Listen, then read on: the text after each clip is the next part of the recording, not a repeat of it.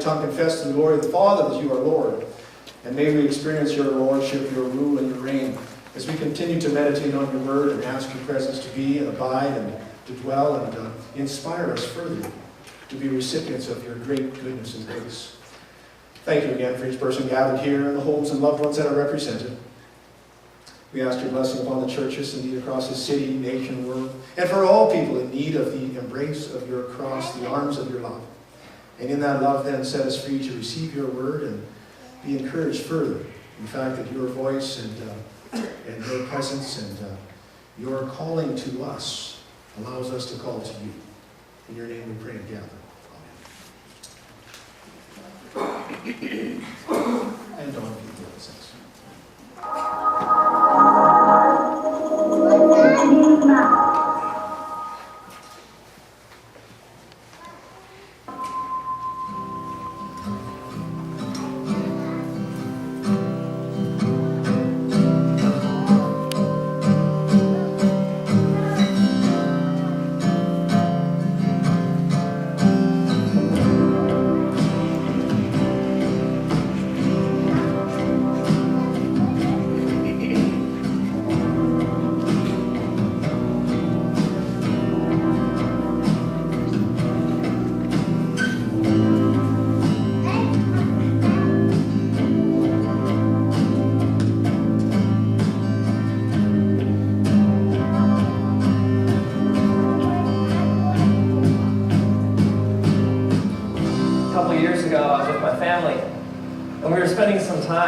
In this cabin in the woods on the edge of this remote lake. I mean, we were deep in the middle of nowhere.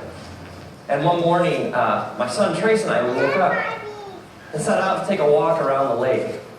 It was one of those mornings, like not a cloud in the sky, and then the birds are singing, and my son Trace, he's about a little over a year old at the time.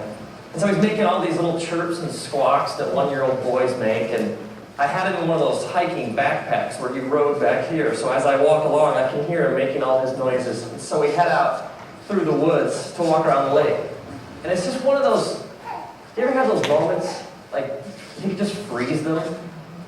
It's just so beautiful. And we get to the other side of the lake, and we're exactly at the halfway point. We're the farthest possible point from the cabin, and we're rounding the bend to head back, and I look up and I notice clouds. And then it starts to rain. It always rains, doesn't it? It's interesting, because the scriptures say all sorts of things about rain and storms. When Jesus is teaching about what it means to live like the fullness of life in his kingdom, when Jesus speaks of it, he speaks of two different people. He speaks of a person who builds their house on sand, someone who chooses to reject his teachings, and someone who builds their house on rock, who chooses to build their life on Jesus' teachings. And then the metaphor he uses is that of a storm that comes, and the person who rejects his teachings and his truth, essentially the house built on sand just gets destroyed, but the house is built on rock stands. So this idea, Jesus says, when the rains come, it's not like they might, they do. It rains in our lives, a lot.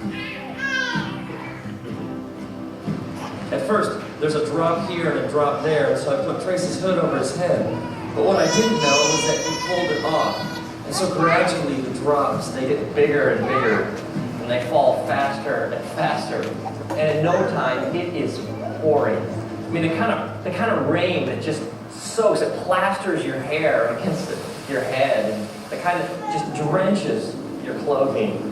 And at first, Trace, the thunder and the lightning, he's okay, but as it picks up and it gets louder and louder and the wind becomes more intense and the trees start to shake, Trace becomes more and more agitated. I can feel it, like on my back. And at first he starts to whimper, and then he lets out like kind of a little shout here and there, but in no time, Trace is shrieking at the top of his lungs. I mean, the wind is blowing, it's thunder and lightning, and we are just getting plastered with this heavy rain. The trees are no longer providing any shelter. Trace, just from like deep in his being, starts to yell and cry so loudly and with such passion and terror in his voice. It's interesting, because if you look at the word cry and you search the scriptures, you find this word comes up over and over again. Like even the book of Psalms, just the book of Psalms. If you're like to start reading through, It speaks over and over and over again of crying out to God. And God says these amazing things, like he says, when you cry out to me, I listen. He even says, I cannot ignore the cry of somebody who's afflicted. It's like if I'm hurting, lost, soaking wet, scared, confused, God says, you cry out, and I hear.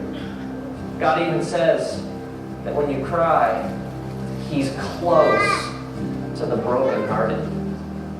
He's close to those who cry out and admit they're scared, lost, soaking wet, and confused. See, there's this false, twisted idea out there among religious people that somehow you got to have it all together to have a relationship with God. That like somehow God's only looking for people who have no problems and have it all nailed down and can put on like the happy face all the time. And yet the scriptures speak directly against this kind of thinking. I mean, Jesus is even just straight ahead. He says, come to me, all you who are weary and heavy laden. I mean, the essence of salvation is crying out to God and admitting I don't have it all together. It's admitting I am lost, I am hurting, and this sinful nature that I carry around with me has really screwed things up for me. And God, if you don't show me the way home, if you don't fix things, if you don't step in, I am dying here. And this kind of thinking is all throughout the scriptures. It's over and over again. God says to us, you come to me with all your junk. You come to me with your problems. You come to me all screwed up, all messed up.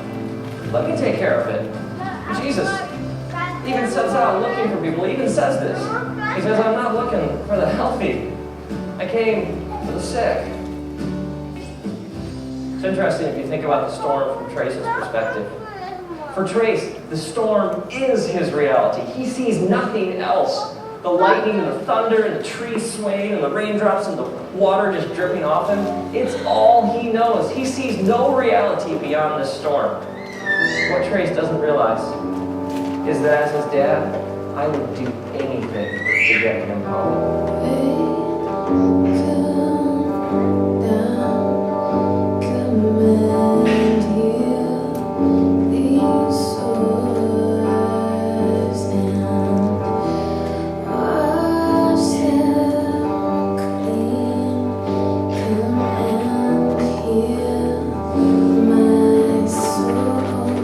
So at this point, Trace is shrieking at the top of his lungs in stereo right behind my head.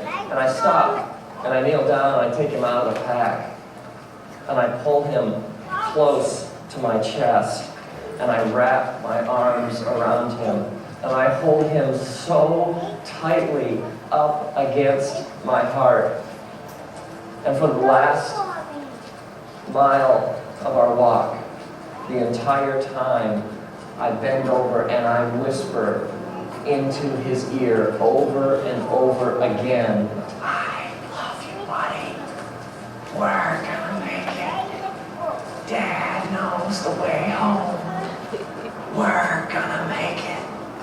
I love you, buddy. And over and over and over again, through the storm, I carried him home, clutched tightly against my chest, whispering, I love you. We're gonna make it. Now imagine if like years later, Trace is in therapy or something, and he drags up this repressed memory of the walk. And he comes to me and he's like, Dad, why'd you let me go through that for? I got all this junk inside. I thought you loved me. How could you have exposed me to something that whole that storm? I mean, why didn't you protect me? I would be crushed. Because for me, that walk was one of my deepest, most intimate memories of my life with my son. I wouldn't trade that experience for anything. Maybe you're bitter or you have this anger inside because of some things you've been through, some storms in your life. And you're wondering if you really loved me, if God really was there, He wouldn't let me go through that. Maybe God is saying, no, man, don't you understand? I got to hold you tight. And I had to remind you over and over again